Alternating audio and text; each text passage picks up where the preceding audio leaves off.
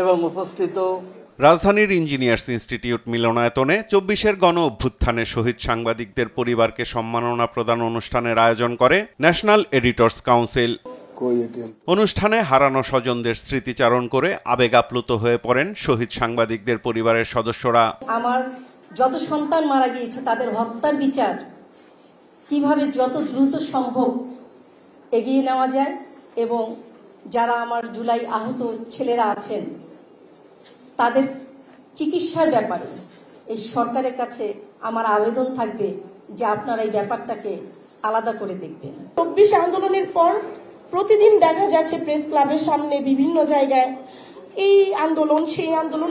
আমরা এখন মুখ ফুটে সব কথা বলতে পারতেছি, কিন্তু আগে কথাগুলো বলতে পারতাম না।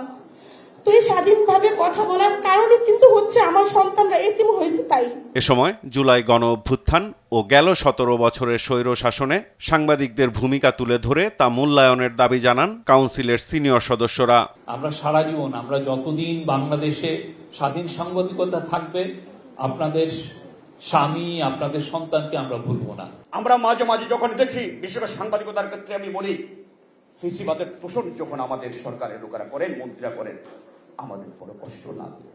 কষ্ট লাগে এই কারণে যারা আজকে ফুট পরে কোট পরে ঘুরে বেড়ানোর সাথে মন্ত্রিত্ব করছেন, সরকারের বড় বড় পদে তারা লড়াই করেনি, লড়াই আমরা করেছি। আবার কোন ফ্যাসিবাদ যাতে গড়ে উঠতে না পারে সেই জন্য জাতিকে সার্বক্ষণিকভাবে সজাগ রাখা, এটা আমাদের গোল। প্রধান অতিথির বক্তব্যে স্থানীয় সরকার মন্ত্রী মির্জা ফখরুল ইসলাম আলমগীর বলেন, স্বাক্ষরিত জুলাই সনদ বাস্তবায়নে অঙ্গীকারাবদ্ধ বিএনপি। সংবিধান সংশোধন কমিটিতে বিরোধী দলকে যোগ দেওয়ার আহ্বানও জানান তিনি। এখন আমরা কিছু কমিটমেন্ট আছে আমাদের, সেই কমিটমেন্টের মধ্যে ২১ দফা বাস্তবায়নের কমিটমেন্ট আছে। জুলাই সনদ স্বাক্ষর করেছি, সেটা বাস্তবায়নের কমিটমেন্ট আছে।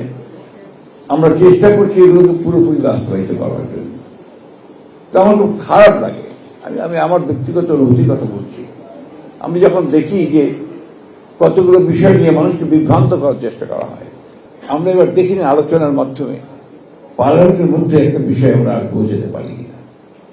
এটাই আমার আহ্বান, এটাই আমার ইচ্ছা। আমার এই শেষ বয়সে আমি এটাই দেখতে চাই যে আমরা আলোচনার মাধ্যমে একটা এমন একটা জায়গায় পৌঁছি যেখানে অন্তত কিছুটা হলেও আমরা আমাদের পরবর্তী প্রজন্মকে বলতে পারবো যে আমরা তোমাদের জন্য একটা ব্যবস্থা তৈরি করেছি, যেখানে তোমাদেরকে আর মারামারি, কাটাকাটি, প্রাণ দিতে হবে না, জান দিতে হবে না।